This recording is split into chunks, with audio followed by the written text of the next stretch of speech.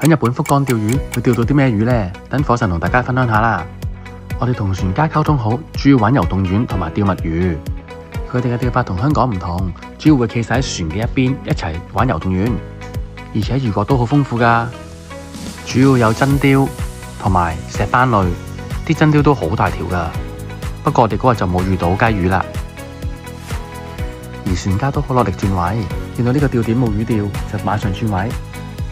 基本上我哋係爆箱走嘅。休息一晚之後，就再去釣墨魚啦。福岡啲墨魚容易釣過香港好多㗎，抌落去浸下茶包，一陣就拎一條上嚟㗎啦。而且條條都手臂咁大條，真係好正啊！落船之後，仲可以安排喺附近餐廳，將我哋釣嘅魚獲即刻食埋添啊！好新鮮，好鮮味啊！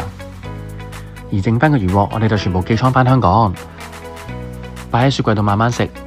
今次福岡之旅真係滿載而歸啊！期待下一年再去啦〜